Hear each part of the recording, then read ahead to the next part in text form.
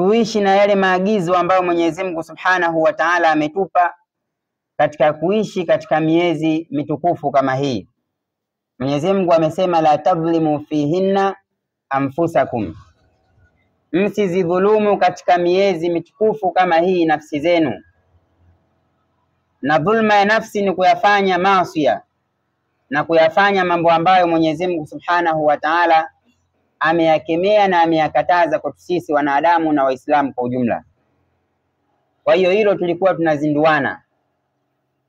Lakini ndugu zangu Waislamu, khutba yetu ya leo tutayaishi maneno ya Mtume Muhammad sallallahu alayhi wasallam, maneno ambayo Mtume anatubebea dhamana sisi katika maneno hayo katika kuitafuta pepo ya Mwenyezi Mungu Subhanahu wa Ta'ala.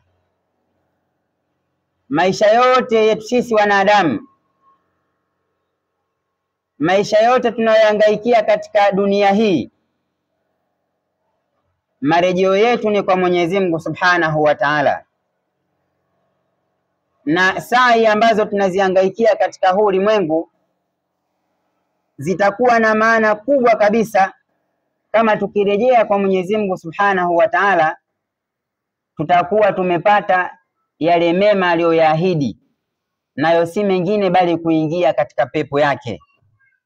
Lakini sa'i zetu na harakati zetu zitakuwa ni zenye hasara na ni zenye majuto kama tutakaporejea kwa Mwenyezi Mungu. Utakuwa katika makemeo, tumeingia katika makemeo ambayo Mwenyezi Mungu ameyasema, nao ni kuingia katika moto. Sasa kila mmoja katika sisi, imani yangu inanipa hivyo na yakini yangu kwamba tunahitaji kuipata pepo ya Mwenyezi Mungu Subhanahu wa Ta'ala. Sasa katika maneno haya ya Mtume sallallahu alayhi wasallam, Mtume anatuambia tumchukulie dhamana katika maneno haya, na katika mambo ambayo atawataja katika maneno hayo, yeye atatuchukulia dhamana ya kuingia peponi. Mtume katika hadithi iliyopokelewa na Ubadatu ibn Samit radhiyallahu anhu anasema, Mtume akituambia sisi na akiwaambia wale waliopita kabla yetu katika zama zake, anasema Mtume, idmanu li sita min anfusikum admanu lakumul janna, nichukulieni dhamana mimi ya mambo sita. Mambo sita haya mkiyachukua dhamana kwangu mimi, basi mimi nachukua dhamana ya mafanikio yenu ya kuingia peponi. Mtume anasema hivyo. Kwa hiyo kama sisi tunaitaka pepo, na ni kweli tunaitaka pepo, basi Mtume anasema tumchukulie dhamana ya mambo sita haya. Sisi tukiyabeba mambo sita haya, Mtume anasema admanu lakumul janna, mimi nitawadhamini kuchukua pepo, kuingia peponi. Nitakaa na kuzungumza na Mwenyezi Mungu Subhanahu wa Ta'ala, kumweleza kwamba watu hawa mimi nimechukua dhamana waingie katika pepo yako. Jambo la kwanza Mtume anasema usduqu idha haddathtum, ndio jambo la kwanza hilo. Mtume anasema kwamba kuweni wa kweli, usduqu, semeni kweli, idha haddathtum, pindi mtakapokuwa mnazungumza. Katika maisha yenu mtakuwa mnakaa na watu, mnayapanga maisha katika harakati mbalimbali za shughuli za kutafuta riziki na mambo mengine. Mtume akasema basi mnavoishi katika maisha hayo, usduqu idha haddathtum, kuweni wa kweli pindi mnapozungumza na watu, kuweni wa kweli mnapokuwa katika shughuli zenu mbalimbali. Ndugu zangu, ni katika majambo ambayo tunatakiwa tuyachunge sana ya ukweli, kwa sababu maisha watu wengi tunavyoyaendesha hivi sasa, tunayaendesha kwa namna ya uongo na ujanja. Yaani mtu mwingine akajitengenezea kwamba maisha yake kutafuta riziki kwake, ili apate riziki, ili aweze kuendesha maisha, basi awe ni muongo. Ukiwa katika hali hiyo ya uongo, ushatoa na umeiepuka kabisa dhamana ya Mtume ya kukuchukulia wewe kwenda peponi. Maana yake ni kwamba unaitengeneza njia ngumu njia yenye vikwazo vizito na yenye vizingiti vikubwa katika kuingia pepo ya Mwenyezi Mungu Subhanahu wa Ta'ala.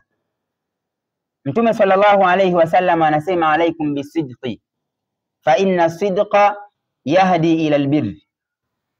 Jilazimisheni sana kuwa wakweli, jilazimisheni sana kusema ukweli, kwa sababu ukweli unapelekea katika mtu kuwa mwema. Yahdi ila albirri wa inna albirra yahdi ila aljanna, na hakika wema unapelekea mtu kuingia katika pepo. Ndio maana Mtume anasema, nichukulieni dhamana ya mambo sita, mimi nitawachukulieni dhamana ya kuingia peponi. Jambo la kwanza ni kulazimikiana na kuwa wakweli. Tuzitazame nafsi zetu katika maisha yetu. Je, ni sisi ni wakweli au ni waongo katika maisha yetu? Kama ni waongo, turekebishe ili tuchukue dhamana ya Mtume Muhammad sallallahu alayhi wasallam aje atuingize katika pepo yake. Mwenyezi Mungu pia ametilia mkazo katika jambo la ukweli, amesema ya ayyuhalladhina amanu taqullaha wa kunu ma'as sadiqin. Enyi mlioamini, mliomcha, ambao mmemwamini Mwenyezi Mungu Subhanahu wa Ta'ala, kwanza mcheni Mwenyezi Mungu, lakini pili kuweni pamoja na watu wa kweli, kuweni na wasema kweli. Mwenyezi Mungu anatuhimiza katika jambo la ukweli. Mtume akaendelea kusema jambo la pili, akasema wa aufu idha wa'adtum, na jilazimisheni kutekeleza ahadi pindi mnapoahidi. Katika maisha ya mwanadamu na maisha ya Muislamu na maisha ya mu'min, lazima kutakuwa na ahadi mbalimbali watu wanazowekeana. Lazima kutakuwa na ahadi mbalimbali ambazo watu tunazichukua na tunapeana. Sasa Mtume anasema katika moja ya mambo ambayo atatubebea sisi dhamana ya kuingia peponi, endapo kama sisi tutatekeleza ahadi pindi pale tutakapokuwa tunachukua ahadi, tunapoahidi. Leo ndugu zangu Waislamu, miongoni mwa maradhi makubwa ambayo watu tunayo ni kuto kutekeleza ahadi ambazo tunapeana. Imefikia kwamba mtu hata anapokuahidi jambo unamsikiliza, lakini katika nafsi unayakini kabisa kwamba uhakika wa kutekelezwa ahadi hii ni mchache kulikoni kutekelezwa kwa hii ahadi. Yaani unaweka asilimia nyingi ya kuto kutekelezwa ahadi hiyo na ni asilimia chache ndio ya kutekelezwa hiyo ahadi. Ndio maisha ambayo tunaoyaishi hivi sasa. Sasa tunatengeneza njia ngumu na tunatengeneza vizingiti vizito na vikwazo vizito katika kuiendea pepo ya Mwenyezi Mungu Subhanahu wa Ta'ala, kwa sababu miongoni mwa mambo ambayo Mtume ameyataka sisi tumchukulie dhamana ni kutekeleza ahadi tunapoahidi. Yeye Mtume atachukua dhamana ya sisi kuingia katika pepo. Jambo la tatu, Mtume akasema wa addu idha tumintum, tekelezeni amana pindi mnapoaminiwa.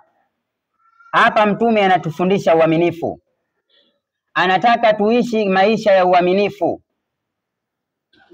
Ni katika tabia ambazo Muislamu na muumini anatakiwa azipambe nazo, tabia ambazo alianza kujipamba nazo yeye mwenyewe Mtume Muhammad sallallahu alayhi wasallam kabla hajapewa utume mpaka akapewa utume, kiasi ambacho wale watu wake walimuita ni as-sadiqul amin, kuwa ni mkweli lakini pia ni muaminifu.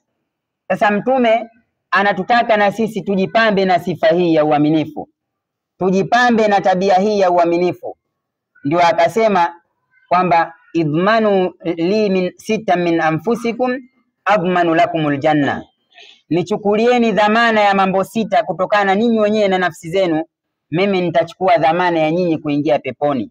Maana yake ni kwamba mtu akiyachukua na kuyabeba majambo haya, basi kwake yeye kuingia peponi ni lazima, kwa sababu dhamana ya kuingia peponi ipo kwa Mtume Muhammad sallallahu alayhi wasallam, na Mtume Muhammad ndiye ambaye atakayekuwa ni mwenye kusikilizwa mbele ya Mwenyezi Mungu siku hiyo. Kwa hiyo atakalolisema na kuliomba kwa Mwenyezi Mungu litakuwa hakuna upingamizi. Mtume anasema addu idha tumintum. Jambo la tatu, tekelezeni amana pindi mnapokuwa ni wenye kuaminiwa. Leo maisha yetu yamekuwa tumekosa uaminifu katika baadhi ya majambo. kiasi ambacho tunashindwa hata kusaidiana. Leo mtu yawezekana akakujia ana shida na anahitaji umsaidie, na wewe unaona kabisa ana shida na anahitaji asaidiwe. Uaminifu wako kwake ni mkubwa, ikawa mtu anakukopa kwa mfano, na unaamini kwamba anamsaidia na mkopa lakini atanirejeshea.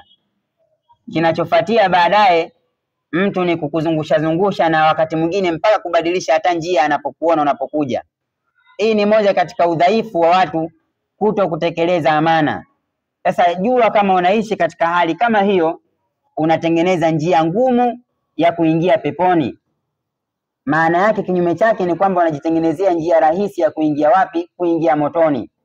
Na itakuwa ni hasara kubwa na ni hasara mbaya kabisa ikiwa mtu tumeishi katika maisha ya duniani tukipigana na tukipambana kwa hali na mali, tukiwa tunaelekea kwa Mwenyezi Mungu Subhanahu wa Ta'ala, lengo tupate mafanikio, tunajikuta tunaingia katika hasara ya kuingia motoni. Mwenyezi Mungu Subhanahu wa Ta'ala atuhifadhi na moto wa Jahannam, na ajalie tuweze kuyabeba haya majambo ambayo Mtume Muhammad sallallahu alaihi wasallam anahitaji tuyabebe, ili na sisi tuweze kuingia katika pepo yake. Lakini pia jambo la nne Mtume amelizungumza, amesema waghaddu absarakum, jitahidini sana kuyafunika na kuyafumba macho yenu. Ndiyo mwongozo wa Qur'ani. Tunaambiwa Mtume Muhammad sallallahu alaihi wasallam anaambiwa na Mwenyezi Mungu Subhanahu wa Ta'ala, qul lilmu'minin yaghuddu min absarihim wa yahfadhu furujahum. Mtume anaambiwa waambie waumini yaghuddu min absarihim, wafumbe na wafunike macho yao. Kufunika macho si kwa maana utembee umefumba macho hivi kama kipofu, hapana, bali kuyafumba macho ni kuyaacha na kuto kuyatazama yale majambo ambayo Mwenyezi Mungu Subhanahu wa Ta'ala ameyaharamisha. Ndiyo kuyafumba macho kwa namna hiyo, jambo ambalo pia sehemu kubwa katika jamii yetu pia limeondoka. Bali mambo mabaya tunakusudia kuyatazama, sio yatujie kwa bahati mbaya, hapana, bali tunakusudia kuyatazama hasa hayo mambo ambayo ni mambo ambayo Mwenyezi Mungu Subhanahu wa Ta'ala ameyaharamisha. Kwa hiyo tuelewe ya kwamba katika moja ya mambo sita ambayo Mtume Muhammad sallallahu alaihi wasallam amechukua dhamana, amesema kwamba tumchukulie dhamana kwa kuyafanya hayo, kisha yeye atatuchukulia sisi dhamana ya kuingia peponi, ni kuyafumba na kuyafunika macho yetu kutokana na kuto kuyatazama mambo ya haramu, mambo ambayo Mwenyezi Mungu Subhanahu wa Ta'ala ameyakataza na ameyaharamisha. Tumuombe Mwenyezi Mungu Subhanahu wa Ta'ala atujalie na sisi tuweze kuyabeba majambo haya, ili tuweze kuipata pepo yake ambayo imeahidiwa kwa wale wenye kumcha na kumwamini Mwenyezi Mungu Subhanahu wa Ta'ala. Wallahu tabaraka wa ta'ala yaqul wa biqawlihi yahtadi almuhtadun wa idha quri'a alqur'anu fastami'u lahu wa ansitu la'allakum turhamun. Wa qala 'azza min qa'ilin 'alim fa idha qara'ta alqur'ana fasta'idh billahi minash shaitanir rajim. A'udhu billahi minash shaitanir rajim. والذين هم لفروجهم حافظون إلا على أزواجهم أو ما ملكت أيمانهم فإنهم غير ملومين. بارك الله لي ولكم بالقرآن العظيم، ونفعني وإياكم بما فيه من الآيات والذكر الحكيم. أقول قولي هذا وأستغفر الله العظيم لي ولكم ولجميع المسلمين فاستغفروه إنه هو الغفور الرحيم وهو البر الكريم. الحمد لله رب العالمين، والعاقبة للمتقين، ولا عدوان إلا على الظالمين. وصلى الله وسلم وبارك على إمام المرسلين سيدنا محمد صلى الله عليه وسلم وعلى آله وصحبه أجمعين. ولا حول ولا قوة إلا بالله العلي العظيم. أوصيكم ونفسي بتقوى الله عز وجل. Ndugu zangu Waislamu, nawahusia tena kwa mara nyingine, pamoja na kuihusia nafsi yangu katika kumcha Mwenyezi Mungu Subhanahu wa Ta'ala. Tunazungumza katika Jumaa ya leo kuhusiana na mambo 6 ambayo mtume wetu Muhammad sallallahu alayhi wasallam ametutaka sisi tumchukulie dhamana katika mambo hayo, ili yeye achukue dhamana ya sisi kuingia katika pepo yake. Tumalize majambo mawili yaliyobakia katika yale 6, ukiachilia 4 ambayo tumeyatazama katika khutba ya kwanza. Mtume pia akasema jambo la 5 ni wahfadhu furujakum, zihifadhini sana tupu zenu. Zihifadhini tupu zenu kutokana na maasi ya zinaa, ndio maana ya hifdhu alfuruj. Ni katika mambo ambayo ni magumu, nayo katika mambo ambayo ni ugumu na uzito kuepukana katika nyakati na kipindi ambacho sisi tunachoishi, kuzihifadhi tupu zetu kutokana na zinaa. Si kwa maana ya kuzihifadhi tupu zetu kwa nguo tulizovaa watu wasizione, hapana, bali kuzihifadhi tupu kutokana na azina. Mwenyezi Mungu Subhanahu wa Ta'ala ndani ya Qur'an alipokuwa akiwaeleza na kuwasifia wale waswaliji wa kweli, sifa zao, Mwenyezi Mungu alianza kuwasifu wanadamu namna walivyo, kuwa mwanadamu ni mwenye pupa katika kuyaendea na kuyapata majambo, lakini Allah akafanya istithna na kuwavua baadhi ya watu, akasema illa almusallin, isipokuwa wale ambao wenye kuswali. Wenye kuswali ambao alladhina hum ala salatihim daimun, wale ambao swala zao wanadumu. Mswaliji wa kweli ili aisabike kuwa anaswali, manake ni mwenye kudumu katika kuziswali swala zake, sio anaswali anavyohitaji yeye. Ameswali ya dhuhuri alasiri akaachana nayo, ameswali magharibi isha subhi akaachana nayo, hapana, bali anaswali swala zote 5 kwa kuchunga nyakati zake na vile vipindi ambavyo vilivyowekwa katika swala. Lakini mbele Mwenyezi Mungu akaendelea kusema walladhina hum lifurujihim hafidhun, wale ambao tupu zao wanazihifadhi, wanazilinda tupu zao kutokana na zinaa, illa ala azwajihim au ma malakat aymanuhum. Mwenyezi Mungu akasema isipokuwa tupu zao hazionekanwi na wala haziwekwi wazi, isipokuwa ala azwajihim, kwa wake zao kama ni waume, na pia ni kwa waume zao kama ni wanawake. Tupu zao wakazifanya ni mali na ni haki ya wake zao, na wengine wakazifanya ni mali na ni haki ya waume zao, wakaishi hivyo. Mwenyezi Mungu anasema hawa ndio miongoni mwa waswaliji wa kweli. Kwa hiyo mtume anasema katika mambo ambayo sisi tukiyachukua dhamana kwake, yeye atachukua dhamana ya sisi kuingia peponi, ni hifdhul furuj, ni kudhihifadhi tupu zetu. Wahfadhu furujakum, na zihifadhini tupu zenu kutokana na mambo ya zinaa, mambo ambayo hayampendezeshi Mwenyezi Mungu Subhanahu wa Ta'ala. Lakini jambo la 6 na jambo la mwisho, mtume akasema wakufu aidiakum, najitahidini sana kuizuia mikono yenu. Izuieni mikono yenu an idha'i nnas wal i'tidai bihim, izuieni mikono yenu kutokana na kuwaudhi watu, kutokana na kuwaudhi watu na kuwafanyia uadui. Mwanadamu awe Muislamu asiwe Muislamu, katika maisha yake ya kila siku anatakiwa aizuie mikono yake kutokana na kuwaudhi wenzake, na hili kwa Waislamu na kwa waumini ndio jambo lenye kustahiki zaidi. Ni katika moja ya tabia njema ambazo mtu anatakiwa ajipambe nazo. Kwa hiyo Muislamu akijikuta kwamba mikono yake imesalimika katika kuwaudhi Waislamu wenzake na kuwafanyia uadui Waislamu wenzake, bali hata pia wasiokuwa Waislamu, basi hapo atakuwa ameibeba dhamana, amechukua dhamana ambayo Mtume Muhammad sallallahu alaihi wasallam ameitaka aichukue, ili naye Mtume amchukulie dhamana ya kuingia peponi. Tumalize na hadithi iliyopokelewa na Abu Huraira radhiyallahu anhu Mtume Muhammad sallallahu alaihi wasallam anamueleza mtu mmoja ambaye amejipamba na sifa ambayo inaonekana ni ndogo sana, lakini katika Uislamu ni sifa kubwa na ikamfanya kuingia katika pepo ya Mwenyezi Mungu Subhanahu wa Ta'ala. Mtume anasema marra rajulun bighusni shajara, kuna mtu mmoja siku moja alipita akalipitia tawi la mti, ala dhahri tariq, tawi ambalo lilokuwa katika mgongo wa njia. Kuna mti upo njiani, ule mti umetoa matawi yake, moja ya tawi lake lipo katika njia ambayo watu wanaopita.